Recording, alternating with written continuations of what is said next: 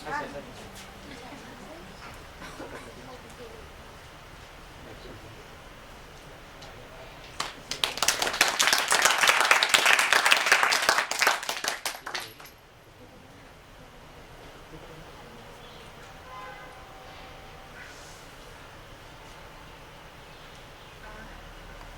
શ્રેણિકભાઈ શાહ, વિદ્યાર્થી મિત્રો અને સેવક મિત્રો, આપ સૌ આ વ્યાખ્યાનમાં આવ્યા એ બદલ સૌપ્રથમ તો હું આપ સૌનો આભાર માનું છું અને આપ સૌનું સ્વાગત કરું છું.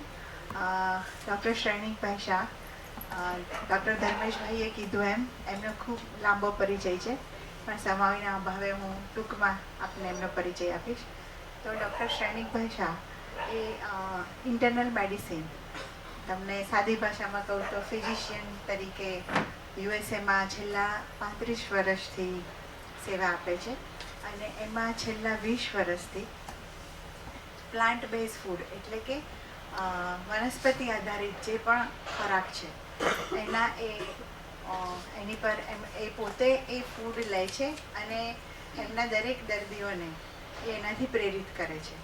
અને એમના જે આટલા વર્ષોમાં એમણે ઘણા બધા લોકોને એનિમલ ફૂડ એટલે કે આપણે દૂધ, દહીં, છાશ, પનીર, ચીઝ એ બધું પણ આવી ગયું, એકલું નોનવેજ નહીં, તો એ બધાને એનાથી દૂર કરી અને ટોટલી પ્લાન્ટ બેઝ ફૂડ તરફ વાળ્યા છે.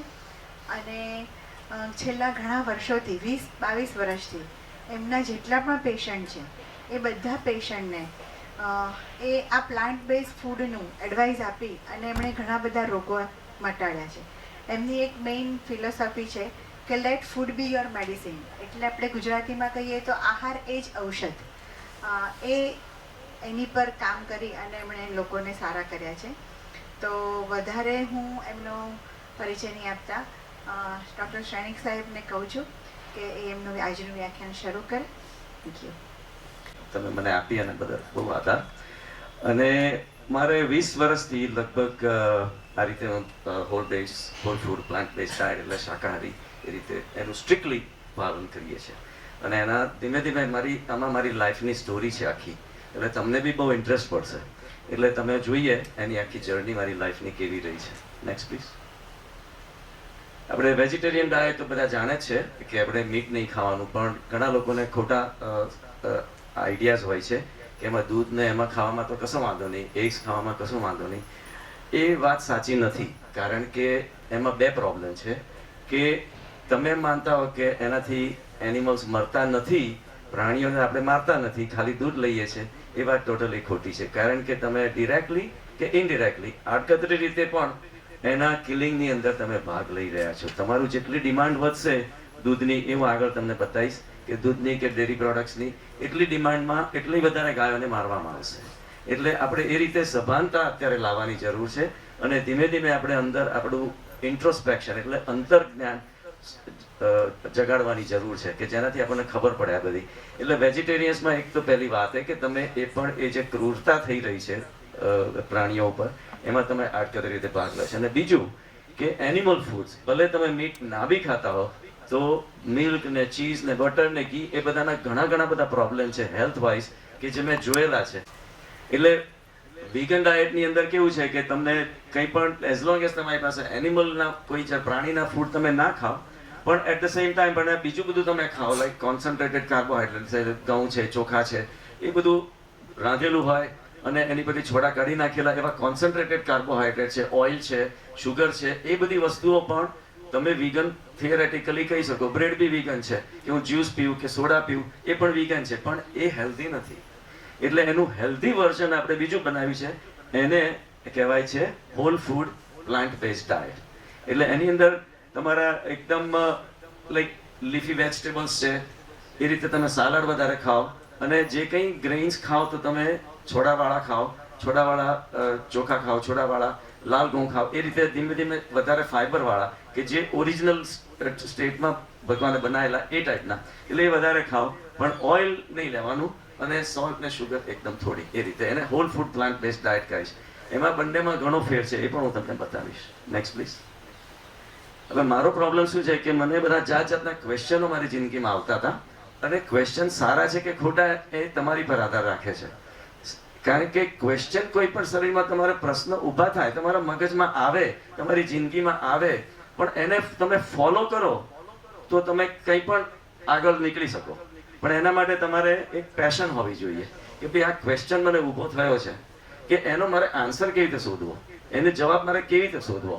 અને એના માટે કંઈ પણ જરૂર પડે તો બધા રિસોર્સિસ કે કંઈ પણ ઇન્ટરનેટ ચેક કરો, ભાઈબંધને પૂછો, સિનિયરને પૂછો, ગમે તે કરો, પણ એનો તમે જવાબ લાવો. એટલે તમને જવાબ મળશે એ પહેલા તમે રેસ્ટલેસ તો બહુ હશે, તમારે આમ સતપદી થતી હશે કે ભાઈ આ ક્વેશ્ચનનો જવાબ શું છે, જવાબ શું છે. એ સારી વસ્તુ છે. જેટલું તમારે અસંતોષ રહે કે આ છે તે છે, રેસ્ટલેસનેસ થઈ જાય, એ તમારા માટે સારું છે. કારણ કે પછી શું થશે કે એ ક્વેશ્ચનનો તમને જવાબ પણ મળી જશે, અને એ જવાબ મળશે ત્યારે તમને સત્યની ખોજ થશે. તમને એમ થશે કે સત્યની ખોજ થઈ એટલે પતી ગયું, કે ભાઈ મેં જાણી લીધું, બરોબર છે. પણ એ વાત બી ખોટી છે, કારણ કે સત્ય એ તમારા નેચર પર આધાર રાખે. સત્ય મળી બી જાય, માની લો, પછી તમને એવું રેસ્ટલેસ થશે કે સાલું આ મારે જિંદગીમાં ઉતારવું પડે. હવે જે તમે નહોતા જ જાણતા, તમે કોઈ માણસને કહો કે ભાઈ એટલે પ્રાણીઓને આટલી બધી ક્રૂરતા છે, એ કે મને ખબર નથી, જ્યાં સુધી એને જોયું નથી ત્યાં સુધી ખબર નથી, તો એ કર્યા કરે. પણ એક વખત તમે જાણો અને પછી તમે જિંદગીમાં ના ઉતારો તો એ રેસ્ટલેસનેસ એના કરતા પણ ખરાબ છે. એટલે એ તમારા માટે ચેલેન્જ ઊભી થાય છે કે તમારા મનને તમારે કઈ રીતે વાળવું અને કઈ રીતે આ બધું જિંદગીમાં ઉતારવું, એ બહુ ઇમ્પોર્ટન્ટ છે. અને ના ઉતારો ત્યાં સુધી તમારે રેસ્ટલેસનેસ ચાલુ રહેશે. એટલે એનું એક જ સોલ્યુશન કે તમે જિંદગીમાં ઉતારો, અને ફાઇનલી તમને એમાંથી ફ્રીડમ મળશે. જે વસ્તુ તમે અત્યારે ખોટી માનતા હતા એમાંથી તમે ફ્રી થશો. Next please. એટલે મારી જે લાઈફ સ્ટોરી છે જરા સમજવી પણ કદાચ અઘરી પડે, અને પણ હું સમજાવવા ટ્રાય કરીશ. પણ એના માટે 3 સ્ટેપ હું ખાસ રેકમેન્ડ કરું છું કે સમ્યક શ્રવણ, સમ્યક મનન એન્ડ સમ્યક આચરણ. સમ્યક એટલે શું? બેલેન્સ. કે જ્યારે તમે સાંભળો ત્યારે ખાલી સાંભળો, બીજું કશું જ નહીં. તમારા વિચારો, તમારા ઓપિનિયન એ બધું વચમાં જ નહીં લાવવાનું. ઇઝી નથી, પણ ટ્રાય કરો. એટલે જ્યારે સાંભળો ત્યારે ખાલી સાંભળો, અને એ પણ ઇનફ નથી. પછી તમે અહીંયાથી જે કંઈ તમને મળશે ઘરે લઈ જાઓ, તમારા મગજમાં ભરી લો, અને પછી તમે એની વધારે રિસર્ચ કરો, તમારી મેતે મનન કરો, વિચારો કે આ જે શ્રેણિકભાઈએ કીધું હતું બરોબર છે કે નહીં, આ ખરેખર સાચું છે કે નહીં. એના માટે તમારે ઇન્ટરનેટ પર સર્ચ કરવું પડે, ગમે ત્યાં કરવું પડે, બધું કરો. પણ અલ્ટિમેટલી પછી તમે જ્યારે રેડી હો ત્યારે આચરણમાં ઉતારો. ખાલી એવું નથી કે ચલો ભાઈ આજે શ્રેણિકભાઈએ કીધું બરોબર જ હશે એમ કરીને નહીં. તમારું પોતાનું સત્ય તમારું પોતાનું હોવું જોઈએ. એટલે મારી રિક્વેસ્ટ છે કે આ 3 સ્ટેપ્સ યાદ રાખજો. અત્યારે ખાલી સાંભળજો, પછી તમારે જે કંઈ રિસર્ચ કરવી એ કરજો, અને જ્યાં સુધી તમારી જિંદગીમાં પછી તમે ઉતારજો. બરોબર? Next please. એટલે મારો પહેલો ક્વેશ્ચન હતો મારી પાસે આવ્યો, એ કારણ કે મારે સિરીઝ ઓફ ક્વેશ્ચન્સ છે, અને ક્વેશ્ચન્સ મારા માટે બહુ ઇમ્પોર્ટન્ટ હતા. મારો સન જ્યારે 8-9 વર્ષનો હતો, અને અમારું જૈન બેકગ્રાઉન્ડ છે, હું જૈન ફેમિલીમાં જન્મ્યો હતો, તો એને એટલે અમે લોકો ખાઈએ નહીં, રાઈટ, મીટ કેવું કશું, પણ આપણે બીજું બધું તો ખાતા હતા. એ વખતે ડેરી ને વેજીટેબલ્સ ને શાકભાજી ખાતા હતા. અને એ મને કહે કે ડેડી કે આપણે પ્લાન્ટમાં પણ જીવ તો છે જ, અને પ્રાણીઓમાં બી જીવ છે, તો બંને એક જાતની તો અહિંસક થઈ ગઈ, તો આપણે એક ખવાય અને બીજું કેમ ના ખવાય. હવે એ તો વર્ષો પહેલાની વાત છે. મારો સંત અત્યારે ઓલમોસ્ટ 41 વર્ષનો થઈ ગયો, 30-35 વર્ષ પહેલાની વાત છે. તો મને થયું કે વાત તો સાચી છે, પણ મારી પાસે કોઈ જવાબ નહોતો. એટલે એને જવાબ શું આપવો મને ખબર નહીં. તો સડનલી મારી પાસે એક બુક હાથમાં આવી. Next please. Introduction to compassion. એને બુક લખી હતી માઇકલ ટોબાયસ કરીને. માઇકલ ટોબાયસની જર્ની બહુ ફેસિનેટિંગ છે, શીખવા જેવી છે એની પાસેથી કંઈ. એ આયર્લેન્ડનો હતો, અને એણે રિલિજન્સમાં પીએચડી કર્યો હતો. બધા ધર્મશાસ્ત્ર બધા શીખવતા એને. એ પીએચડી તો કર્યું, પછી એણે કીધું કે મારે એનો પર્સનલ અનુભવ કરવો છે કે દરેક રિલિજન કઈ રીતે પ્રેક્ટિસ કરવામાં આવી રહ્યા છે ઓલ ઓવર વર્લ્ડ. એટલે ફરતો એ ઇઝરાયલ ગયો. એણે ત્યાં જુડાઇઝમ શીખ્યો, જ્યુઇશ રિલિજનનું બધું, અને જોયું, એક્સપિરિયન્સ કર્યું. પછી એ બનારસ આવ્યો. બનારસમાં એણે હિન્દુ ધર્મ બધો જાણ્યો, શીખ્યો બધું. પછી એમ કરતા ફરતો કચ્છમાં આવ્યો, અને કચ્છમાં એણે જૈનિઝમ જોયું. તો જૈનિઝમથી બહુ ઇમ્પ્રેસ થઈ ગયો. જોવાની ખૂબી છે કે આ માણસે કેટલી જર્ની કરી પોતાના અંદરને એના સંતોષ કરવા માટે. એને પણ ક્વેશ્ચન ઊભો થયો હશે કે લાઈફ શું છે, લાઈફ કેવી રીતે જીવવી જોઈએ. તો ધીમે ધીમે એને નોન વાયોલન્સ, અહિંસાનો પ્રિન્સિપલ બહુ ગમી ગયો. તો એણે એકચ્યુઅલી દીક્ષા લઈ લીધી જૈન ધર્મની અંદર, અને એટલી બધી લીધી અને એણે એટલો બધો સ્ટડી કર્યો, પછી એણે આ બુક લખી છે લાઈફ ફોર્સ, આપણો લાઈફ ફોર્સ કે જે આપણે જિંદગી જવાડે છે. તો એ એણે બુક લખી અને એ બુક મારી પાસે હાથમાં આવી. પછી તો હવે અત્યારે તો બહુ આગળ વધી ગયો છે, ઘણી બધી મૂવીઝ બનાવે છે અહિંસા ઉપર, અને એણે ઘણું બધું કામ કર્યું છે આ ફિલ્ડની અંદર.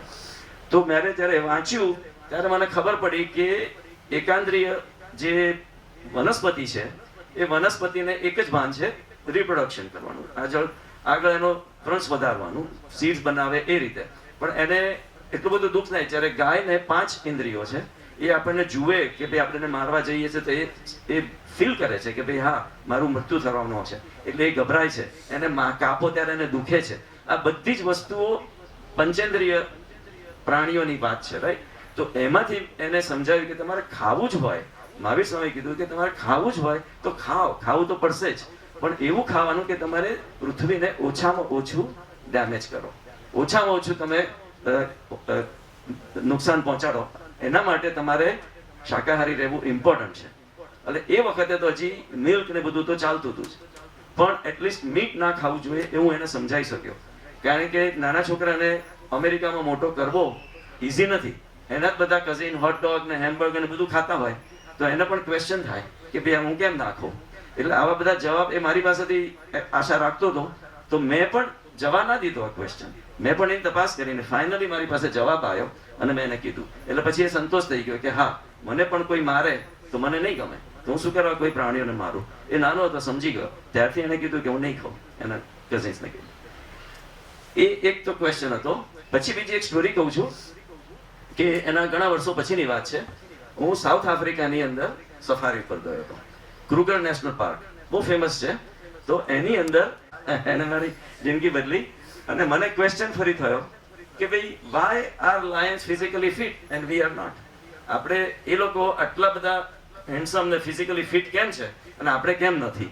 તો એનો પછી મેં બહુ જ વિચાર કર્યો અને પછી એક કન્ક્લુઝન ઉપર આવ્યો કે જંગલની જે લાઈફ છે અને આપણે માણસે જે લાઈફ બનાવી છે એમાં બહુ આસમાન જમીનનો ફેર છે.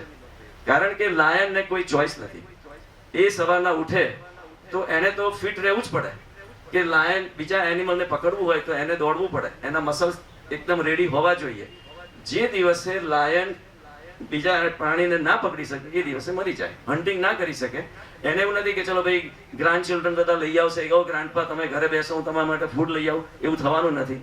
એ લોકો પાસે કોઈ મીટની દુકાન કે ચલો ભાઈ જઈને એક પીસ આજે તો લઈ આવીએ ભલે પૈસા થાય, કશું જ નથી. જંગલની અંદર ફિટ રહેવું એ નિયમ છે જંગલનો. અને એટલો નિયમ છે કે તમારે તમારું ફૂડ પણ તમારે જાતે જ ક્રિએટ કરવું પડે. એટલે ધારો કે તમે કોઈ ગુફામાં રહેતા હો અને બહાર નીકળ્યા તમે સવારના પોરમાં, નથી તમારી પાસે ફ્રીજ, નથી કોઈ કેબિનેટ, કોઈ કશું જ નથી, બધા ફૂડ બી તમારી પાસે કશું નહીં, તો તમે શું કરશો? તમે સવારના પોરમાં તમારે 4-5 માઇલ ચાલવું પડશે. પછી અચાનક કોઈ ઝાડ દેખાશે, એની પર કોઈ ફળ દેખાતું હશે, હજી હાથમાં તો આવ્યું નથી, પથરા ફેંકો, ઉપર ચડો.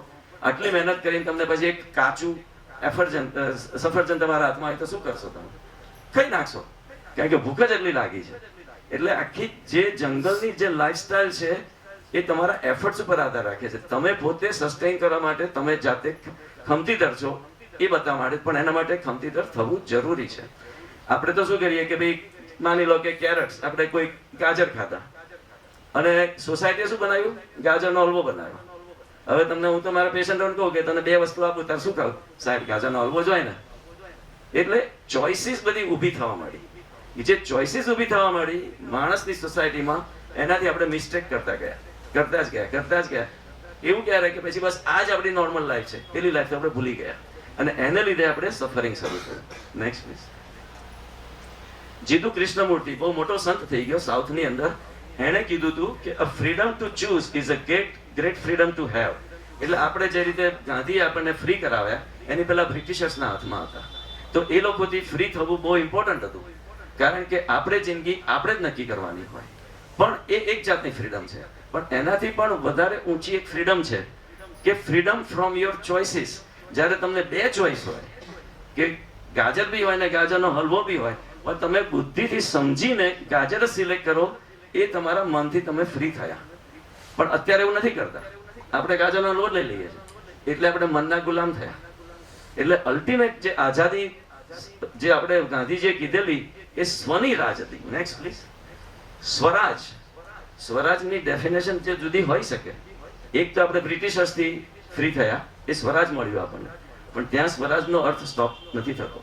સ્વ એટલે આત્મા અને રાજ એટલે કિંગડમ. આપણી જિંદગીમાં આત્માનું રાજ ચાલવું જોઈએ, મનનું નહીં. પણ આપણા કાયમ મન ઉપર જીવીએ છીએ, મનને જે ગમે આપણે કરીએ છીએ. એટલે અલ્ટિમેટ ફ્રીડમ એને કહેવાય કે જે માઇન્ડથી છૂટા થાય. આપણા બધા પૈગંબરો બધા જે હોય કે તીર્થંકરો બધા હોય તે એ જૈનિઝમ મહાવીર કેમ કહેવાય? કારણ કે એ મનથી પર થઈ શક્યા અને મનથી તમે જાઓ ત્યારે આત્માનો અનુભવ થઈ શકે. પછી મને ક્વેશ્ચન થયો કે ઓકે, ખાવાનું તો સમજી ગયા કે ભાઈ આ ટાઈપનું આપણે જે જંગલમાં મળે તમે શું ખાઓ? ફ્રૂટ્સ ખાઓ, લીવ્સ ખાઓ, પછી કંદમૂળ ખાઓ, એ રીતે નટ્સ ખાઓ, સીડ્સ ખાઓ, એવું બધું. એટલે એ બધું ખાઈ શકાય. પણ પછી એમ કે મિલ્કનું શું? પછી મને થયું કે એક ક્વેશ્ચન પાછો બહુ મોટો હતો. જેવા થોડે આગળ ગયા, ગાય દેખાઈ. આ તો જંગલી ગાય હતી. મેં કીધું જો હું ધારો કે અહીંયા દૂધ લેવા જવું આ જંગલી ગાય પાસે, હું નહીં બચું. there is no way, right? એટલે હું મરી જવાનું. એટલે ધેટ મીન્સ જંગલમાં તમે દૂધ મળી જ ના શકે. Next please. એ ચોખ્ખી વસ્તુ છે કે આપણું બેબી હોય મનુષ્યનું, એ પોતાના મધરને દૂધ પીએ. રાઇનોસોર હોય એ એની પોતાની મધરનું પીએ, અને વાછરડું પોતાની મધરનું પીએ. એ ચોખ્ખો જંગલનો નિયમ છે. કોઈ પ્રાણી ક્રોસ કરીને બીજા પ્રાણીના પાસે ના જાય. એટલે સમહાવ આપણા એટલો સડો પહોંચી ગયો છે સોસાયટીને લીધે કે આપણે બીજા પ્રાણીનું દૂધ પીધા કરીએ છીએ. એ એકદમ ખરાબ વસ્તુ છે અને એના આપણે રિઝલ્ટ આપણે સહન કરી રહ્યા છીએ અત્યારે. Next please. પણ એ મારા મગજમાં બેસી ગયું અને મેં કીધું કે ડેરી નથી લેવી. Next please. એટલે આખી સફારીમાં મને બે મોટા લેસન મળી ગયા કે સ્ટે ફિટ.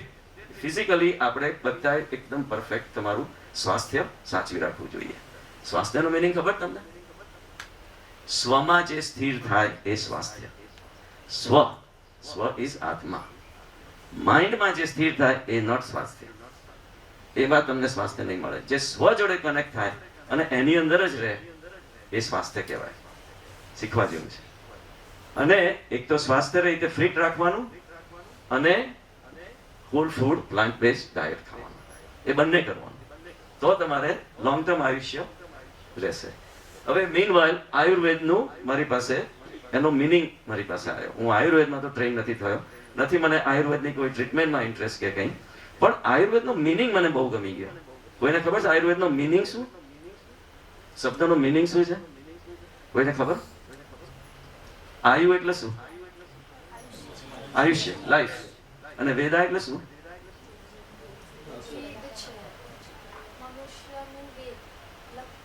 વેદા એટલે શું?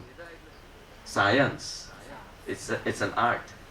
એટલે તમને આયુર્વેદનો મિનિંગ જ્યારે મેં જાણ્યો ત્યારે મને એકદમ આમ અચંબો થઈ ગયો અને એકદમ માનવી થઈ ગયું કે આપણી સંસ્કૃતિ પાછળ કે આયુર્વેદનો મિનિંગ કેટલો સરસ છે. કારણ કે તમે વેસ્ટર્ન મેડિસિન તમે પ્રેક્ટિસ કરો, અમે ઓફિસમાં જ્યારે પ્રેક્ટિસ કરીએ કે ભાઈ મેડિસિનનું નામ જ મેડિસિન છે કે તમે રોગ લઈને આવો અને હું તમને દવા આપીશ, એટલું જ, ધેટ્સ ઇટ. અને અમને ટ્રેનિંગ પણ એ ટાઈપની જ મળી છે. જ્યારે આયુર્વેદમાં તો કેવું કે યોગા છે, મેડિટેશન છે, આ છે, તે છે, બધું જ પ્રાણાયામ કરો અને યમ નિયમ બધું કરો અને પછી તમને કંઈ થાય તો દવાઓ છે. પણ આખા જિંદગીનું એ લોકોએ વિચાર્યું હતું આપણા માટે. એટલે કેવું વધારે સારું, આયુર્વેદ કે પેલું, રાઈટ? એટલે એટલીસ્ટ આયુર્વેદનો કોન્સેપ્ટ બી તમે જીવતા શીખી જાઓ કે ભાઈ મારે રોગ થવા જ નથી દેવો. અને એ બાબતમાં મારું લેક્ચર ધીમે ધીમે જશે. Next miss.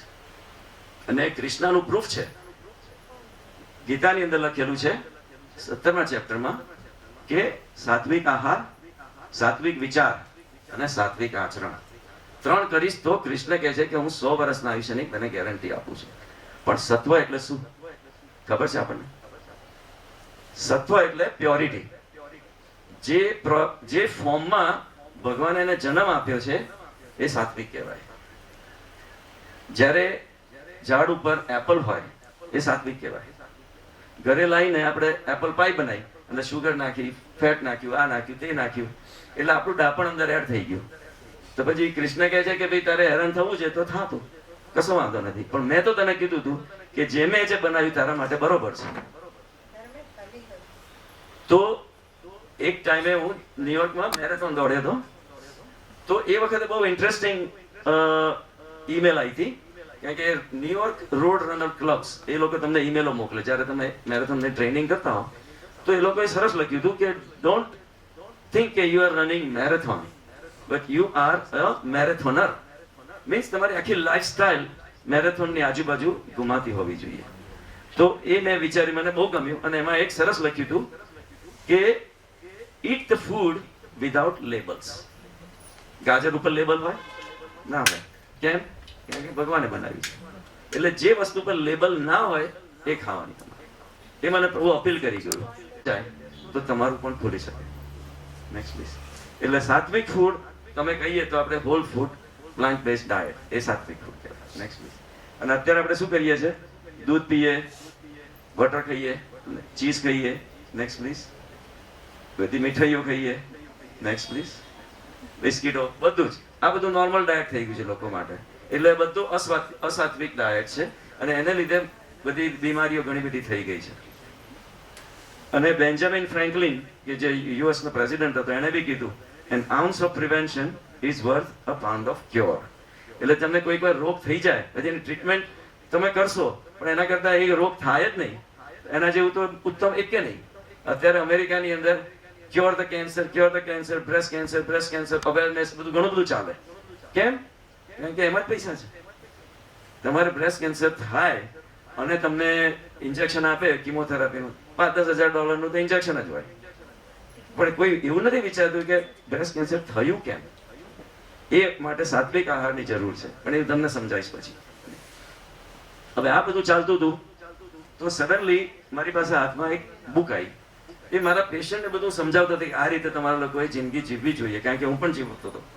તો સડનલી મારી પાસે એક પેશન્ટ આવ્યો. એ પેલું પેસ્ટિસાઇડ બિઝનેસમાં હતા. એટલે બધી મચ્છરોને મચ્છીમ બધી મારવાની જે બધી દવાઓ હોય એના બિઝનેસમાં હતો. એટલે નેચરલી એનું એક્સપોઝર તો થયું જ હશે. એને મલ્ટિપલ સ્ક્લેરોસિસ થયું હતું. એટલે એ મલ્ટિપલ સ્ક્લેરોસિસ એક જાતનો ન્યુરોલોજીકલ રોગ છે કે જેનાથી પીડાતો હતો. એના હાથ પગ વીક થઈ જાય, દોડી ના શકે, એ ટાઈપનું બધું.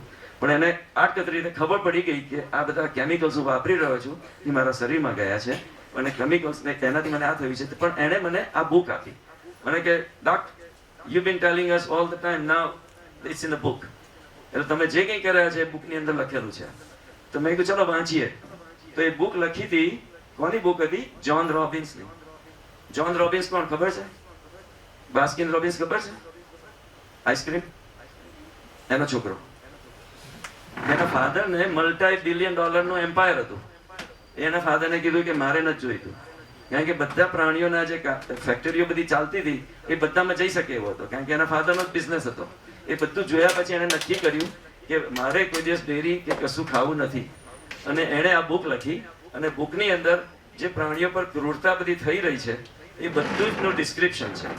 જો તમે વાંચો ને તો તમારા આંખમાં પાણી આવી જાય, એટલું બધું ખરાબ. મેં વાંચ્યું અને એ ખાલી કમ્પેશન કે આપણે જે કહીએ કરુણા એ ઇનફ નથી. એ ઉપરાંત એને સાયન્સના બધા આર્ટિકલ્સ બધા મૂક્યા. હવે હું સાયન્સનો સ્ટુડન્ટ હતો એટલે ખાલી કરુણા પર હું પેશન્ટોને ના કહી શકું કે ભાઈ તમે આમ કરો ને તેમ કરો, પણ મારે સાયન્ટિફિક પ્રૂફ જોઈએ. તો એ સાયન્ટિફિક બધી સ્ટડીઝ એને કોટ કરી હતી. એની પરથી મને રિયલાઇઝ થવા માંડ્યું કે આ બધા ખાવાના પદાર્થોથી ઘણા બધા રોગો થતા હોય છે. Next please. એટલે આ બધા રોગોમાં હાઈ કોલેસ્ટ્રોલ છે, ડાયાબિટીસ છે, હાર્ટ ડિઝીઝ છે, ઓબેસિટી છે એટલે વજન વધુ જાય, કેન્સર છે, બ્લડ પ્રેશર છે અને ન્યુરોલોજીકલ ડિઝીઝીસ, આ પાર્કિન્સન્સ ડિઝીઝ બી ઘણા લોકોને થતો હોય છે, MS, મલ્ટિપલ સ્ક્લેરોસિસ, એવું બધું. અને એના ઉપરાંત લોકોને એન્ઝાયટી, ADHD એટલે ફોકસ ના કરી શકે, ડિપ્રેશન, એવા ઘણા બધા રોગોનું સ્ટડીઝ આવેલો છે કે એને પ્રાણિક ફૂડ તરફ કનેક્શન મૂકેલું છે એનિમલ ફૂડ સાથે. એટલે આ બધું જો પ્રિવેન્ટ કરવું હોય તો કરી શકાય. શેનાથી? હોલ ફૂડ પ્લાન્ટ બેઝડ ડાયટથી. આ ટર્મ યાદ રાખજો એટલે તમને પોતાના કોન્સેપ્ટ ક્લિયર રહે. Next please. હવે મારો બીજો પ્રોબ્લેમ ઊભો થયો. એ બીજો એક ક્વેશ્ચન આવ્યો, ક્વેશ્ચન નંબર 4. આ બધું પેશન્ટને સમજાવતો હતો પણ પ્રોબ્લેમ શું હતો? એક વખત સમજાવીએ, 2 વખત સમજાવીએ, ત્રીજી વખત કશું ચેન્જ ના થાય. તો કે ડાક, we know what to do, we understand we should do, but we cannot do it. કે ભાઈ અમને ખબર છે તમે શું કહી રહ્યા છો, સમજાઈ રહ્યા છે, બધું મગજમાં બી ઉતર્યું કે પણ થતું નથી. એવું કેમ? એટલે મેં કીધું સારું, એ બી વાત સાચી છે. કે જો મનને ખબર હોય કે આ નથી કરવાનું છતાં આપણે કરીએ એનું કારણ શું? મારી પાસે કોઈ જવાબ નહોતો.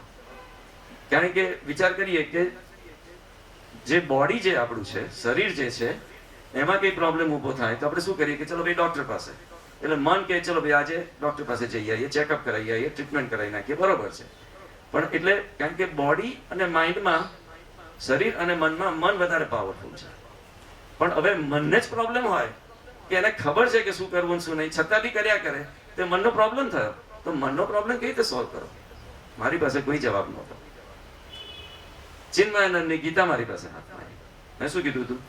ઇન્ડિયા ગમે તેટલું વહેલું મોડું તો તમારા જિંદગીમાં એન્ટર થશે. તમે લકી છો કે અહીંયા છો. અમારા માટે બધી લક્ઝરી નહોતી, કારણ કે એકવાર તમે ત્યાં ઘૂસો એટલે રગેશિયા ગાર્ડન જે બધું ચાલ્યા કરે. પણ somehow મારી પાસે બુક આવી અને એની અંદર મેં સમજ્યું કે ભાઈ યોગા, મેડિટેશન, સમાધિ બધું બરોબર છે, પણ અલ્ટિમેટલી માઇન્ડ ઉપર વિક્ટરી, માઇન્ડની ઉપર આપણે વિજય મેળવવાનો છે. પણ શેનાથી? એ બધું ગીતાની અંદર લખેલું છે. ધીમે ધીમે કરતા તમને ખબર પડે કે આત્મા જેવી પણ વસ્તુ છે. આમ તો જોયા તે બધાને ખબર છે, પણ એ ખબર હોવી બધા રિક્ષાવાળાને તો એ ખબર છે કે આ આત્મા અમર છે, આ તે બધું. પણ એવું નહીં, ખરેખર અંદર અનુભવ કરો કે મનથી પડ શું છે. પણ એ બધું એના માટે મેડિટેશન બધું કરવું પડે. પણ ત્યાંથી શરૂ થયો મારો આધ્યાત્મનો રેલો. Next please. અને આ બધું જ ચાલતું હતું, પણ મને એકદમ થયું કે ભાઈ એનિમલ, પ્રાણીના ફૂડ આટલા બધા ખરાબ છે તો કેમ ખરાબ છે? આટલું બધું ખરાબ શું છે એમાં? તો મેં ધીમે ધીમે મારા મગજમાં એક બીજો ફણકો ફૂટ્યો કે ભાઈ વોટ ઇઝ કોલેસ્ટ્રોલ. મારા મગજમાં ક્વેશ્ચન નંબર 5 આવ્યો કે ભાઈ કોલેસ્ટ્રોલ એટલે શું? મને ખબર નહોતી. કોલેસ્ટ્રોલ એટલે શું? અમારે મેડિકલ કોલેજની અંદર ન્યુટ્રિશનલ એજ્યુકેશન હોતું જ નથી. તમે માનો કે ના માનો, બધા ડોક્ટરોના પ્રોબ્લેમ. મેં લગભગ 100 માણસોને પૂછ્યું હશે, એમાંથી હાર્ડલી 1 કે 2 જણે જવાબ સાચો આપ્યો. કોણે ખબર છે? એ બંને બાયોકેમિસ્ટ્રીના સ્ટુડન્ટ હતા. એટલે કારણ કે મેં ગૂગલને પછી પૂછ્યું કે કોલેસ્ટ્રોલ એટલે શું. પછી મને ખબર પડી કે બધા પ્રાણીઓના શરીરના જે કોષ હોય, એની જે વોલ હોય, એ કોલેસ્ટ્રોલની બનેલી હોય. ધેટ મીન્સ આપણું આખું શરીર કોલેસ્ટ્રોલનું બનેલું છે. એટલે કોલેસ્ટ્રોલ તો બહુ ઇમ્પોર્ટન્ટ થઈ ગયું. એટલે ધારો કે કોઈને કોલેસ્ટ્રોલ, આપણે જેમ જેમ ઉંમર વધતી હોય તો નવા નવા સેલ બનતા હોય અને જૂના જૂના સેલ ખરતી જતા હોય. એમ આપણી ઉંમર વધે, 5 વર્ષના થયા, 10 વર્ષના થયા, 15 વર્ષના થયા, એ રીતે. અને જે દિવસે આપણે કોલેસ્ટ્રોલ ના બનાવી શકીએ એ દિવસે આપણે જઈએ. તો ધારો કે મારે કોઈનું ખૂન કરવું હોય, ધારો કે તો હું એને એવી ગોળી આપું કે જેનાથી કોલેસ્ટ્રોલ 0 થઈ જાય. એ માણસ 1 સેકન્ડમાં મરી જાય. કેમ? કારણ કે નવા સેલ જ ના બનાવી શકે. આખું શરીરની ક્રિયા ચાલ્યા જ કરતી હોય છે. એ ક્રિયા સ્ટોપ થઈ જાય તો કોઈ જીવી ના શકે. એટલે મને ખબર પડી. પણ પછી એનું મેં જિંદગીમાં અપ્લાય કર્યું કે મેં તપાસ કરી કે તો એનિમલ ફૂડ્સમાં શું છે, કેટલું છે કોલેસ્ટ્રોલ. તો મેં જોયું કે ખબર પડી કે દરેક વસ્તુમાં, પ્રાણી સાઈડે તમે ગમે તે સર્ચ કરો, ભાઈ cholesterol in fish, cholesterol in this, બધામાં કંઈક નો કંઈક ઓછા વધતા ડિગ્રીનું કોલેસ્ટ્રોલ તો હશે જ. અને પ્લાન્ટ બાજુ કશું નહીં. એટલે મેં તપાસ કરી કે ભાઈ એનો મિનિંગ શું, કે તમે જ્યારે મીટ ખાઓ તો યુ આર ઇટિંગ કોલેસ્ટ્રોલ, બરોબર. પછી તમે મિલ્ક પીઓ કે ચીઝ ખાઓ કે બટર ખાઓ કે યોગર્ટ ખાઓ કે દહીં ખાઓ કે ગમે તે, એ તમે કોલેસ્ટ્રોલ ખાઓ છો. એટલે તમારું શરીર તો બનાવે જ છે, કારણ કે શરીર તો સ્માર્ટ છે, એને જેટલું જોઈએ પ્રમાણે બનાવે છે, પણ એ ઉપરાંત તમે એડ કરી રહ્યા છો. એટલે તમારો કોલેસ્ટ્રોલ વધતું જાય. હવે ડોક્ટર પાસે જાવ તો શું કહેવાના? ભાઈ તમારો કોલેસ્ટ્રોલ હાઈ છે, ગોળી લઈ લો. એ વાત તો ખોટી. મેં કીધું કે આ બધું જાણ્યા પછી મેં કીધું ના, એ વાત તો ખોટી. એમણે આ ટાઈપનું એનિમલ ફૂડ છોડવા પડે. તો પછી જોઈએ શું થાય છે. પછી રહે તો તમારી જેનેટિક્સ, તમારા ફેમિલીમાં કદાચ હશે ને આવતું હશે, પણ તમારે ખાવાનું તો બંધ કરવું જ પડે પહેલા. તમે વિચાર કરો તો એક સ્ટેક, એટલે આ તો આપણે ના ખાઈએ, પણ આ તો વાત છે, 149 કોલેસ્ટ્રોલ. નેક્સ્ટ, ઇવન ફિશ, કે લોકો કહેતા હોય કે ફિશ તો બહુ હેલ્ધી, હાર્ટ માટે હતા, અડધું ફિલે ખાવા તો 112 કોલેસ્ટ્રોલ. નેક્સ્ટ, દૂધમાં પણ કોલેસ્ટ્રોલ, 1 કપ દૂધમાં 24 મિલીગ્રામ કોલેસ્ટ્રોલ. નેક્સ્ટ, ચીઝ જે સૌથી પોપ્યુલર છે, 10 કપ મિલ્ક એટલે 1 કપ ચીઝ, 256 મિલીગ્રામ કોલેસ્ટ્રોલ, 10 ગણું. સેમ થિંગ યોગર્ટમાં છે. નેક્સ્ટ, એક એગની અંદર, એક ઈંડાની અંદર 187 મિલીગ્રામ કોલેસ્ટ્રોલ. આપણને ખબર, લોકો 2-3 તો શાંતિથી ખાઈ જાય. અને ફિશ ઓઇલ કેપ્સ્યુલ, કે અત્યાર સુધી એવું માનતા હતા કે ફિશ ઓઇલ કેપ્સ્યુલ લેવાથી હાર્ટ એટેક ઓછા થાય. હમણાં 3 કે 4 મહિના પહેલા સ્ટડી આવ્યો કે એ વાત ખોટી છે. પણ એની અંદર બી કોલેસ્ટ્રોલ. કે જે લોકો માનતા હતા કે અમે એનાથી અમારે પ્રિવેન્ટ કરી શકીશું હાર્ટ એટેક, એમાં પણ 109 મિલીગ્રામ એક ચમચીમાં કોલેસ્ટ્રોલ હોય.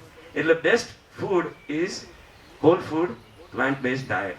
અને એની અંદર મેં બધું ચેક કરવા મળ્યું, એક વસ્તુ, બધા ફ્રૂટ છે, બધા નટ્સ છે, બધું જ, બધામાં zero cholesterol, zero cholesterol, zero cholesterol. Even patient મારી પાસે કે ના સાહેબ, કાજુમાં તો કોલેસ્ટ્રોલ હોવા જ જોઈએ, કારણ કે એ તો એટલું બધું કેલરી આપે તમને, આમ છે. મેં તું કર, તું ઊભો છું, તું ગૂગલ કર, ઝીરો કોલેસ્ટ્રોલ. એટલે ધેટ ઇઝ ધ રીઝન, કારણ કે એની જે વોલ હોય, પ્લાન્ટ બધા જે હોય એની વોલ સેલ્યુલોઝ નહીં બને. સેલ્યુલોઝ એટલે ફાઈબર, એ કોલેસ્ટ્રોલથી નથી બનેલી હોતી. એટલે પ્રાણી, એનિમલ કિંગડમ અને પ્લાન્ટ કિંગડમ બંનેની વચ્ચે એક વોટર ટાઈટ આપણે કમ્પાર્ટમેન્ટ છે કે જે ક્રોસ કરે તો કોલેસ્ટ્રોલ જતું રહેશે, આ બાજુ રહેશે તો કોલેસ્ટ્રોલ આવશે. એટલે એ રીતે હવે હું સમજવા માંડ્યો, મને પોતાને મારા માટે સારું જ્ઞાન થયું. Next please. કે cell walls made out of cellulose, fibre અને ઝીરો કોલેસ્ટ્રોલ. નેક્સ્ટ. તો આ બધું નોલેજ લઈને બેઠો હતો અને સડનલી મારી પાસે એક પેશન્ટ આવી, અમેરિકન હતી, એ લગભગ 58-59 વર્ષની હતી. 3.5 કલાક ડ્રાઈવ કરીને મને બતાવવા આવી હતી. મેં એને કીધું કે આટલે બધે દૂર આવવાની શું જરૂર હતી તારે? કે ના, તમારા જોડેના ટાઉનમાં મારી મધર રહે છે અને મધરે કીધું કે બહુ સારો ડૉક્ટર, તમે જઈ આવો. મને આ રીતે બ્રોન્કાઇટિસ એટલે છાતીમાં ઇન્ફેક્શન થઈ ગયું છે, તમે ટ્રીટમેન્ટ આપો. મેં કીધું સારું, નો પ્રોબ્લેમ, બધું પતાવ્યું. પછી કહે કે બીજો એક પ્રોબ્લેમ છે. મેં કીધું શું પ્રોબ્લેમ છે? કે મારું કોલેસ્ટ્રોલ બહુ હાઈ છે. મેં કીધું કેટલું છે? તેને મને બતાવ્યું કે ટોટલ કોલેસ્ટ્રોલ 270, કે જે આપણે 200 થી ઓછું 170 ની આસપાસ હોવું જોઈએ. પણ બેડ કોલેસ્ટ્રોલ જે LDL જે છે, LDL એટલે ચીકણું કોલેસ્ટ્રોલ, કે જે આર્ટરીઓમાં બધે ચોંટી જાય અને ચોંટીને તમને આર્ટરીઓ બંધ કરે ને એમાંથી હાર્ટ એટેક ને સ્ટ્રોક ને બધું થઈ શકે. તો એ 173 હતું, એ 99 જ હોવું જોઈએ. મેં કીધું એ તો બહુ કહેવાય. તો મેં કીધું કે તારા ડોક્ટરે શું કીધું? એ તો કહે છે કે ગોળી લઈ લો, કે નહીં તો તને હાર્ટ એટેક થશે મેરી. પછી મેં કીધું કે સેકન્ડ ઓપિનિયન લીધો કે નહીં? એટલે કે હા, હું એન્ડોક્રાઇન સ્પેશિયાલિસ્ટ પાસે, જે ગ્રંથિઓનો ડોક્ટર છે એના સ્પેશિયાલિસ્ટ કહેવાય. તો મેં કીધું એને શું કીધું? એટલે કે એને બી કીધું કે તમે મેડિસિન લઈ લો, કે નહીં તો તને હાર્ટ એટેક થશે. તો મને કીધું મને કે હું તમારી પાસે આવી છું. મેં કીધું હવે તું એક જુદી જાતના ડોક્ટર પાસે આવી છું. કે મેં કીધું તને ખાલી એક જ વસ્તુ પૂછીશ, તું જવાબ કેવી રીતે આપે છે એની પરથી મને ખબર પડશે કે તારું થિંકિંગ કઈ બાજુ છે. મેં કીધું કોઈ પ્રાણી દોડતું હોય, તું એને પકડવા જાય અને ભાગી જાય તો શું કરીશ તું? શું કરીશ તું? પ્રાણીને પકડવા જઈએ અને ભાગી જાય તો તમે શું કરશો? 99% લોકો એવું કહે છે કે અમે પાછળ દોડીશું. એને નતું કીધું, એને કીધું કે હું જવા દઈશ. રાઈટ? એને કીધું એટલા માટે કે પ્રાણીઓને ભગવાને પગ આપ્યા છે શેના માટે? પોતાની જિંદગી બચાવવા માટે. ઝાડ નથી ભાગી જતા, પ્લાન્ટ નથી ભાગી જતા, તો એ ખાવ. ઉલટું સફરજનના ઝાડ ઉપર જ્યારે સફરજન બેસે તો નીચે આવે ડાળીઓ આપણા માટે કે ભાઈ ખાઓ. અને એ ખાવાથી કે ઝાડ મરી નથી જવાનું. જ્યારે ગાયોને કે બધા ચિકનને કાપ્યા એટલે ગયા, એ લોકોને બેબી આવવાનું બંધ. હવે જ્યારે એમાં પછી તમે એપલ બી ખાવ બી ખરા, તો એના સીડ્સ તમે પાસ કરો, એમાંથી બીજા, એટલે તમારી જે આખું સાયકલ ચાલી રહ્યું છે એમાં તમે ભાગ લઈ રહ્યા છો એક રીતે. એટલે એ જ ખાવું જોઈએ. તો મેં એને સમજાયું, બિલીવ ઇટ ઓર નોટ, એ જ રાત્રે એને બધું છોડી દીધું, બધું. અને એ તો એનો એક્સ બોયફ્રેન્ડ હતો, એનો ઇટાલિયન હતો, તે લોકો ઇટલી ફરીને આવ્યા હતા. ઇટલીમાં તો બધું જ મીટ ને બધું ખાધેલું એનું, ચિકન ને ફિશ ને આન તેને બધું. એને ઓવરનાઇટ એ રાત્રે નક્કી કરી નાખ્યું કે હું નહીં ખાઉં. પછી એને 8 વીક પછી મને ટેક્સ કર્યો. એનું LDL 173 થી ઘટીને 68 થઈ ગયું. Next please. હવે એને આપણા શબ્દો બી આવડતા હશે. એને ઇટલી ઇંગ્લિશ શીખવાડવા જતી હતી, એને આપણી લેંગ્વેજ બી આવડતી હશે. ધન્યવાદ, શુક્રિયા, thank you for your wisdom કે my cholesterol came down 105 points in 6 weeks. પછી 8 વીક્સ વાળું તો મેં ઓફિસમાં કર્યું હતું. એટલે જોવાની ખબર થઈ કે આટલું બધું ડ્રોપ થઈ ગયું, કારણ કે જે કંઈ ખાતી હતી એ કોલેસ્ટ્રોલથી ફૂલ હતું. એટલે નેચરલી સ્ટોપ થઈ ગયું. સમજવું ઇઝી છે હવે, પણ જે કરવું ડિફિકલ્ટ છે, કારણ કે જે ચેન્જ નથી થતું લોકોને. હવે એનિમલ ફૂડ્સ તો હાર્ટ એટેક માટે જાણીતા છે, કારણ કે એ જે મીટ ખાતા હોય એને લોકો તો ખરા જ, પણ એ સિવાય મિલ્ક, ચીઝ, બટર, યોગર્ટ બી ઘણું બધું કોલેસ્ટ્રોલ તમારામાં એડ કરી શકે. એટલે ઘણી લિંક છે, એનાથી હાર્ટ એટેક ને બધાના ચાન્સીસ ઘણા વધારે છે. અને મારી જિંદગીમાં મેં ઘણા બધા હાર્ટ એટેકના, કાર્ડિયાક પેશન્ટ બધા ટ્રીટ કરેલા છે. પણ એની પહેલી દવા એ કે ભાઈ તું આ કર પહેલા. અને ઘણા લોકોએ કરેલ બી છે, અને ધીમે ધીમે એ લોકોને ગોળીઓની બી જરૂર નથી પડી, ઘણું વેઇટ બી ઉતરે.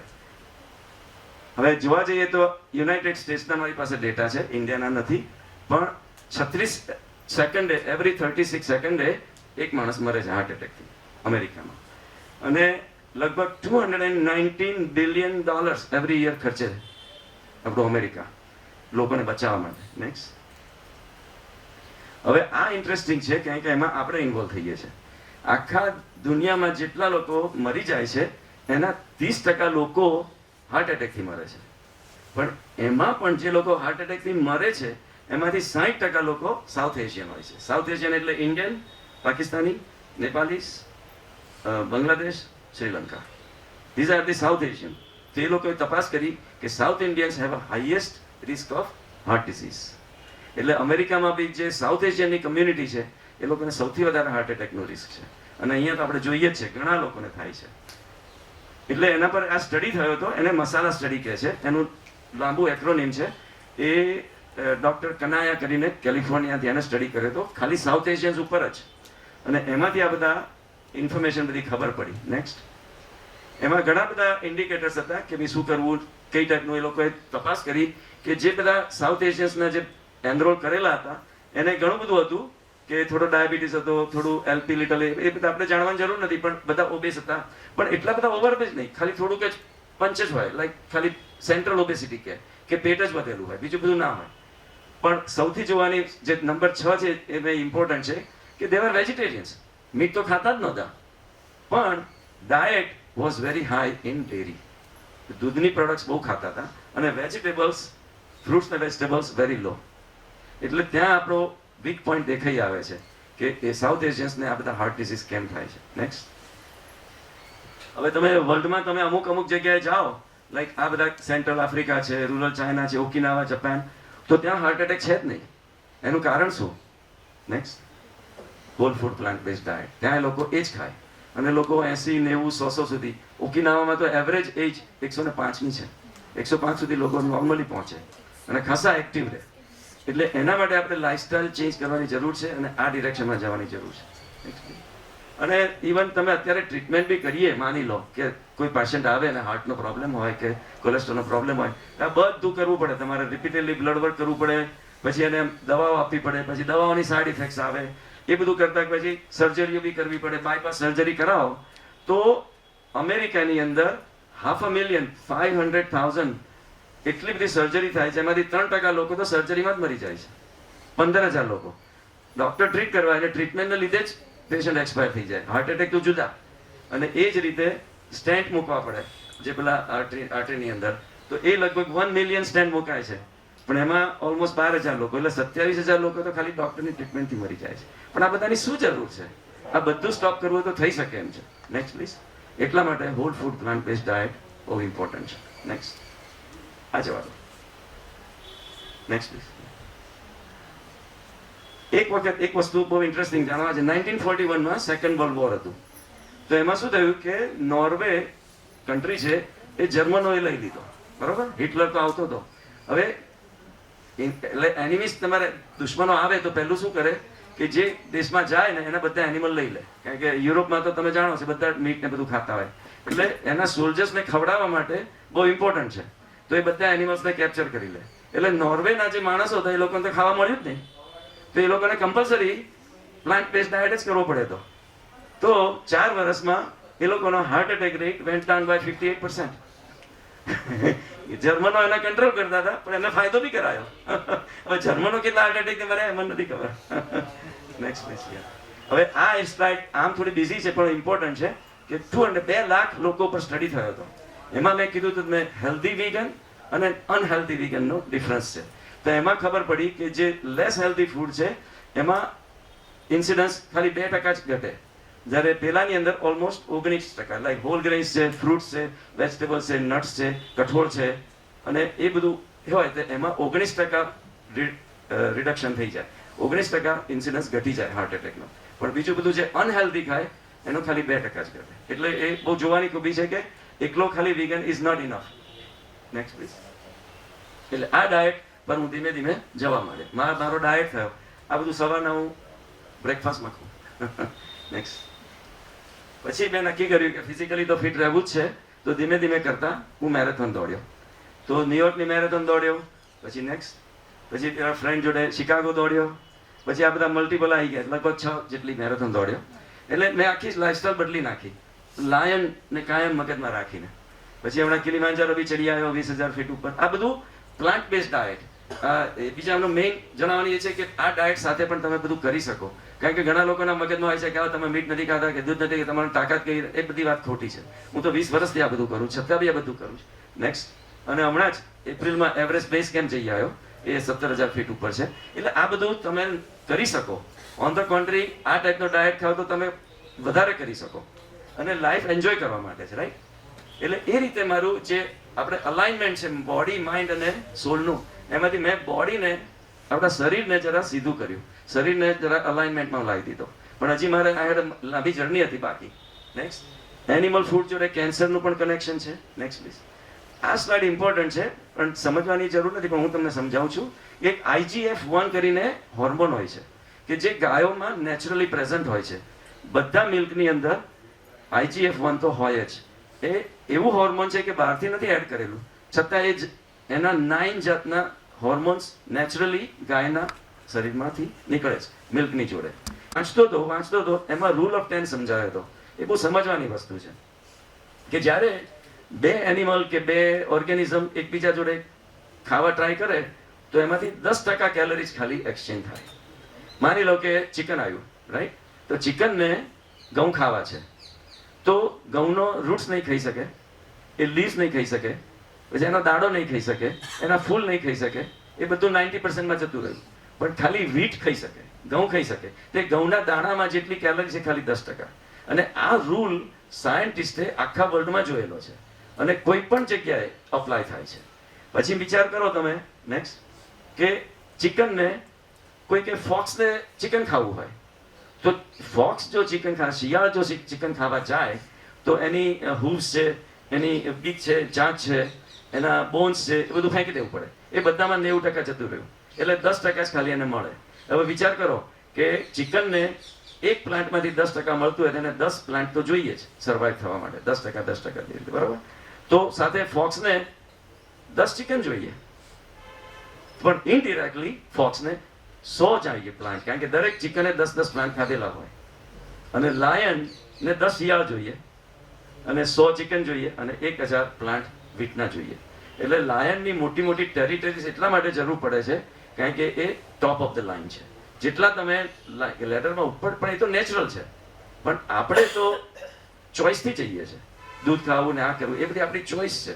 જ્યારે આ બધા પ્રાણીઓ તો એની પોતાની એના રીતે જન્મ્યા છે કે ભાઈ લાયન ખાય ફોક્સને, ફોક્સ ચિકનને ખાય અને ચિકન વીટ ખાય, ચિકન વેજીટેરિયન. પણ એમાં બુકમાં લખ્યું હતું કે જો બધા વેજીટેરિયન થઈ જાય, અને એ વખતે વીગનનો કોન્સેપ્ટ નહોતો, જો બધા વેજીટેરિયન થઈ જાય તો દુનિયાની અંદર 90% ખેતરો જરૂર જ ના પડે. તમે વિચાર કરો કે 10 પ્લાન્ટનો જેટલો એરિયા હોય, માની લો આપણે થિયરેટિકલી, તો 10 પ્લાન્ટનો જેટલો એરિયા હોય એક ચિકનને સસ્ટેન થઈ રહે. પણ જો આપણે ચિકનને ખાતા થઈ જઈએ તો આપણે 100 પ્લાન્ટ જોઈએ. એટલે 10%, 10 ગણા પ્લાન્ટ ખેતરો આપણે જરૂર પડે. એટલે 90% ખેતરો ફૂડ બનાવે છે કોના માટે? ચિકન માટે કે ગાય માટે, અને પછી આપણે એને ખાઈએ છીએ, એક એની પ્રોડક્ટ્સ. એટલે જો વધારે પ્રાણીઓ ટાઈપનું ફૂડ ખાતા જઈએ તો આપણે વધારે ને વધારે લેન્ડ રોકવી પડે, વધારે વધારે જમીન જોઈએ. માની લો કે બધા છોડી દીધું અને થઈ ગયું તો શું થશે કે 90% ખેતરોની તો જરૂર નહીં પડે, કારણ કે હવે પ્રાણીઓ રહ્યા નથી થિયરેટિકલી. તો પછી એમાં શું થશે? એમાં જંગલો ઉગશે, જંગલોમાં જાત જાતના પક્ષીઓ અને એનિમલ્સ ને બધા રહી શકશે, અને જે બધા લીવ્સ ઉગશે એમાં બધો કાર્બન સપડાઈ જશે અને આખું ગ્લોબલ વોર્મિંગ જતું રહેશે. આ થિયરેટિકલ છે, પણ કશું થયું નથી, પણ થઈ શકે. જો આ ટાઈપનો ડાયટ તમે જ્યારે ખાઓ તો તમે કન્ટ્રીબ્યુટ કરી રહ્યા છો એન્વાયરમેન્ટમાં, એટલું યાદ રાખજો. Next please. હવે આ બહુ ઇન્ટરેસ્ટિંગ હતું કે અમેરિકાનું નેશનલ સિમ્બોલ છે બોલ્ડ ઈગલ. એટલે એ બોલ્ડ ઈગલ એક જમાનામાં એનું પોપ્યુલેશન એકદમ ઘટી ગયું હતું. હવે કોઈને ખબર જ નહીં. પછી ખબર પડી કે જે DDT છે, આપણે અહીંયા બી વાપરીએ છીએ, તો DDT ત્યાં ખેતરોમાં છાંટવામાં આવતું હતું, અને કારણ કે બધા જંતુઓને મારવા માટે. પછી ધીમે ધીમે એક પાણીમાં જવા માંડી, પાણીથી નદીમાં જાય, નદી પછી સમુદ્રમાં જાય, અને એ જાય પછી નાની ફિશ ખાય, પછી એને મોટી ફિશ ખાય, એની મોટી ફિશ, પછી જે હાઈએસ્ટ છે એ બોલ્ડ ઈગલ હતું. એટલે બધા કેમિકલ્સ, તમે વિચાર કરો, 10 પ્લાન્ટના કેમિકલ્સ ચિકનના શરીરમાં જાય, 100 પ્લાન્ટ્સના કેમિકલ્સ ફોક્સના શરીરમાં જાય. જેમ જેમ હાઈ જતા જાઓ તમારા શરીરમાં કેમિકલ્સ વધતા જાય. તો એને શું થતું હતું કે એના એગ્સ જે મૂકતું હતું એમાં ડીડીટી ભેગું થઈ ગયું હતું અને એમાંથી પેલા બેબીને બોર્ન થાય એ પેલા તૂટી જતા હતા એગ્સ, એ સોફ્ટ થઈ ગયા હતા, એટલા માટે બધા બેબી મરી જતા હતા. એટલે આનું પોપ્યુલેશન એકદમ ઘટી ગયું હતું. પછી એ લોકોને ખબર પડી તો એ લોકો ડીડીટી સ્ટોપ કરી દીધું અને જ્યારે ડીડીટી સ્ટોપ કર્યું તો એનું પોપ્યુલેશન હવે બધા વધવા માંડ્યા છે અને ઘણા બધા થઈ ગયા છે હવે. એટલે જોવાની કેવી છે, જેટલું તમે ઉપર જાઓ એનિમલની કે એનિમલની પ્રોડક્ટ, તમારા શરીરમાં કેમિકલ્સ અને કેમિકલ્સ કોઝિસ કેન્સર, એ પણ યાદ રાખો. Next please. હવે તમે વિચાર કરો કે શું દશા થઈ છે. તમે વિચાર કરો, આ જે આનો આખો સમજવા જેવી છે કે બધા લોકોએ સાયન્ટિસ્ટે કેલ્ક્યુલેટ કર્યું કે માણસોની નું વજન કેટલું હશે ટોટલ, બધા જ માણસો, તો 390 મિલિયન ટન્સ, બરાબર. અને ડોમેસ્ટિકેટેડ જે પાલતુ બધા પ્રાણીઓ છે એનું 630, ઓલમોસ્ટ ડબલ. અને એમાં જે વાઇલ્ડ મેમલ્સ, જે જંગલોમાં જે મેમલ્સ જીવી રહ્યા છે એ તો ખાલી 60 જ છે. તો 60 અને 309 એડ બી કરો તો 450 થાય. તો બી એ બધા કરતા પાલતુ પ્રાણીઓનું વજન બહુ જ વધી ગયું છે. Next please. તો તમે આ ગ્રાફ જુઓ, કેટલું પ્રપોર્શનલ. આ બધું આપણા પ્રાણીઓ છે કે જે આપણે ખાઈ રહ્યા છીએ અથવા એની પ્રોડક્ટ ખાઈ રહ્યા છીએ. અને આ બાજુ હ્યુમન્સ તો એના કરતા ઓછા છે અને પેલા વાઇલ્ડ એનિમલ જે ગ્રીનમાં બતાવે છે એ તો એકદમ ઓછા છે. આજે લઈને 20, 25, 30 વર્ષ પછી તમને જંગલમાં જશો તો કોઈ મેમલ જ નહીં જોવા મળે. હાથી ને બધા જતા રહેશે, કારણ કે એનું આખી સંખ્યા ઘટી રહી છે. કેમ?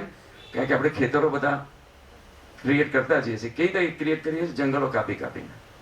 એટલે જોવાની ખૂબી છે કે આ whole food plant base diet કેટલું બધું સેવ કરી શકે. નેક્સ્ટ. હવે આ બહુ ઇન્ટરેસ્ટિંગ છે, કારણ કે હાઈએસ્ટ તમે વિચાર કરો તો દૂધનું કન્ઝમ્પશન કયા કન્ટ્રીમાં ખબર છે? ઇન્ડિયા. ઇન્ડિયા આખા વર્લ્ડમાં સૌથી વધારે દૂધનું કન્ઝમ્પશન કરી રહ્યું છે. અને છતાં બી નેક્સ્ટ,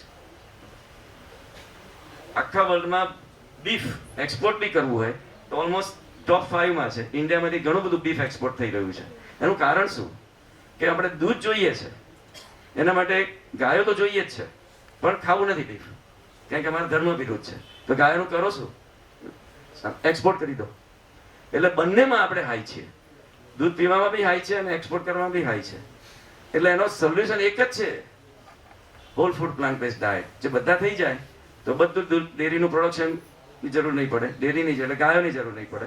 ધીમે ધીમે કરતા હેલ્થ બધાની પાછી આવશે. અત્યારે આપણે મિલિયન્સ ઓફ રૂપીસ આપણે ખર્ચીએ છીએ. કોલેસ્ટ્રોલ છે, ડાયાબિટીસ છે, એ બધું છે, બધામાં આપણે હેરાન થઈ રહ્યા છીએ. નેક્સ્ટ. અને માસ એક્સટિંક્શન ખબર છે શું છે? માસ એક્સટિંક્શન એટલે આખા વર્લ્ડની જે સ્પીસીસ જે છે, કેટલા બધા જાત જાતના પ્રાણીઓને એ બધું છે, એમાંની 75 થી 90% જ્યારે ખતમ થઈ જાય એને માસ એક્સટિંક્શન કહેવામાં આવે. અત્યાર સુધીમાં 5 વખત આવું થયું છે. આપણા પૃથ્વીની ચિકનના જે પાંજરાઓ હોય, એ પાંજરાઓનું જે નીચેનો ફ્લોર હોય એ સ્ટ્રેટ ના હોય, સ્લેન્ટિંગ હોય. સ્લેન્ટિંગ કેમ હોય? ઢાળવાળો હોય, કારણ કે જ્યારે એ લોકોને પકડવું હોય તો સીધું લઈ શકે. સીધું હોય તો પકડી રાખે તો ખેંચા ખેંચ કરે. એટલે એનો હવે વિચાર કરો, તમે કોઈ એલિવેટરમાં જતા હો લિફ્ટની અંદર અને તમારું નીચેનું તળિયું જે હોય એકદમ વાંકું હોય તો તમે શું કરવાના? તમે આખી રેલિંગ પકડીને ઊભા જ રહેવાના, જ્યારે બી જાય કન્ટિન્યુઅસલી. તો આ ચિકનનું શું થાય છે કે એ લોકોને એક રીતે બીક લાગે, હું પડી જઈશ, તો એ લોકો વાયરો, સાઈડના જે વાયરો એને પકડીને બેસી રહે. હવે બેસી રહે પણ ચિકનને ફૂડ આપે એટલે ગ્રો તો થવાના જ છે ચિક્સ. તો સુધારો લેટર શું થાય કે એનો આખો પંજો નવો ડેવલપ થઈ જાય, પણ એમાંથી સળિયો જતો હોય પંજરાનો. હવે એને કરો શું? જ્યારે કાઢવું હોય ત્યારે શું કરો તમે? કાપી નાખો. આટલી ક્રૂરતા એનિમલ ઇન્ડસ્ટ્રીમાં છે. અને બીજું કે કોઈકે એવું શોધ્યું હતું કે જ્યારે ચિક્સ જન્મ્યા હોય તો 2 વીક સુધી એને એકદમ હાઈ ફ્લડ લાઇટ એની પર ફેંકવાની, તો એનાથી એનો ગ્રોથ બહુ સરસ થાય. હવે તમે વિચાર કરો, નવા જન્મ્યા હો તમે અને તમારી પર 2 વીક સુધી તમને ઊંઘવા ના દે તો મગજ ગાડું થઈ જાય તમારું, અને ખરેખર થાય છે. તો ચિકન્સને શું થાય, એ લોકો અંદર અંદર ભાઈ ઝઘડવા માંડે, કારણ કે મગજ એકદમ ડિસ્ટર્બ હોય, એકબીજાને કિલ કરવા ટ્રાય કરે. કિલ તો થાય તો પેલા લોકોને પોસાય નહીં, કારણ કે જો મરી ગયું કોઈ ચિકન તો પેલો લોસ થઈ જાય. એટલે એની ચાંચથી એકબીજાને પીક કરતા હોય તો શું કરે એ લોકો? ચાંચ કાપી નાખે. જો આ રીતે ચિકન્સને સબ્જેક્ટ કરવામાં આવે. આ બધું જોઈને મને એટલું બધું લાઈક વિરોગ્ય જેવું આવી ગયું કે ભાઈ આ શું છે બધું. ધીસ ઇઝ નોટ ગુડ એમ. નેક્સ્ટ. અને સૌથી વધારે મને બોધર થયું હોય તો આર્ટિફિશિયલ ઇન્સેમિનેશન. પહેલાના જમાનામાં કેવું હતું કે ગાયોને છૂટી મૂકી દેતા હતા અને પોતાની ઈચ્છાથી જે થાય એ પ્રેગ્નન્ટ થાય અને ખેડૂત બિચારો ખુશ થતો હતો કે ભાઈ ચલો ભાઈ વાછરડું આવ્યું, હવે ધીમે ધીમે કરતા અને આ પછી દૂધ બી મળશે એવું બધું. પણ હવે કોઈ રહ્યું નથી એવું. હવે તો તમારે 100-200 ગાયો હોય, વેટરનેરિયન આવે અને બધાને ટટ કરતા પ્રેગ્નન્ટ કરીને જતું રહે. એ વસ્તુ મને બહુ બોધર કરી કે મેં કીધું કે ભાઈ આપણે ગાયને તો પૂછતા જ નથી કે ભાઈ તારે પ્રેગ્નન્ટ થવું છે, એની પોતાની તો ઈચ્છા છે કે નહીં, વી ડોન્ટ નો, રાઈટ. હવે એ જ રીતે તમે વિચારો કે તમારા જ ફેમિલીમાં તમારા વાઈફ હોય કે તમારા મધર હોય કે તમારી સિસ્ટર હોય કે કંઈ બી, એ લોકોને ઈચ્છા વગર એમને પ્રેગ્નન્ટ કરી નાખવામાં આવે અને પછી પ્રેગ્નન્સી થાય 9 મહિનાની, પછી એને બેબી થાય, દૂધ શરૂ થાય, પણ એ દૂધ તો પાછા બેબીને મળે નહીં અને ચોરે ચૌટે દૂધ ને બાસી દૂધ ને ચીઝ ને બધા લોકો એન્જોય કરતા હોય. આપણે કેવું રીતે થશે આપણને? એટલે એ વસ્તુ મને એટલી બધી બોધર થઈ કે માણસની સોસાયટીમાં જો કોઈને પ્રેગ્નન્ટ તમે બનાવો કન્સેન્ટ વગર, યુ નો, રાઈટ, એ દિવસે હું ઊભો થઈ ગયો, મેડિટેશન કરતો હતો.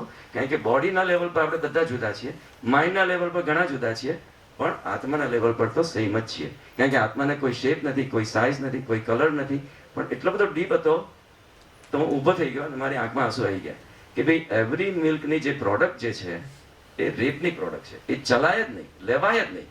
અને એ દિવસે મને એક જાતનો સખત આનંદ આવ્યો. કારણ કે પછી અત્યાર સુધી બોડી ને માઇન્ડ સમજી ગયા હતા, પણ સોલ હજી જાગ્યું નહોતું. સોલ જાગ્યું અને એને કમાન્ડ આપી દીધો કે હવે નો મોર, ધેટ્સ ઇટ. હવે મનના લેવલ પર બી નહીં, ભલે ફિઝિકલી તમે નથી ખાતા પણ મનમાં વિચાર બી ના આવડે. અને ત્યારથી મને એકદમ શાંતિ આવી ગઈ. કારણ કે હવે જ્યારે કોઈ બી પાર્ટીમાં જઉં અને ના ખાઉં તો આનંદ આવે છે. કેમ?